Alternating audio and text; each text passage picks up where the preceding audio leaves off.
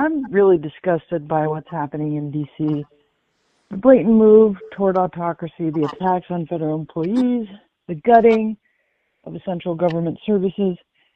I'm just really concerned. This doesn't seem to be about small government. It seems to be about dismantling democracy. And I'm worried that the consequences will hit home here in our communities. Like slashing public services seems to mean fewer resources for disaster response, infrastructure, local arts and education programs.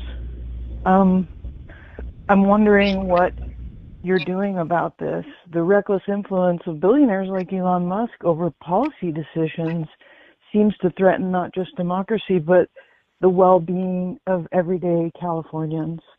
What are you doing to stand against these things that feel dangerous and fight for people, that we elected you to represent us?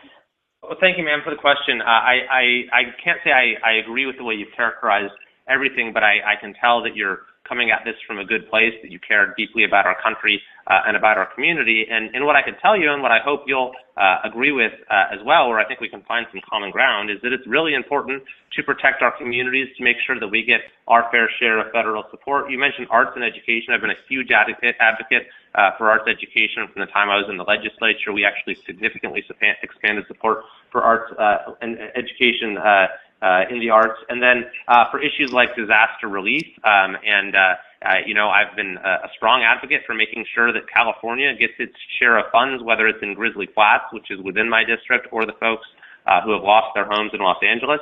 And as I mentioned earlier, as there are efforts ongoing to reform the federal government, which previous presidents have done as well, I'm keeping a very close eye on how it affects our district, so that I can make sure to highlight and make sure that we don't have anything happen that's going to remove our ability to provide vital services. And so I actually gave a floor speech on this very topic on the floor of the House just a couple weeks ago, related to the issue of grants for fire safe councils and forest management, as well as related to Forest Service positions, and that's what I'll continue to do. But thank you very much. I appreciate your concerns.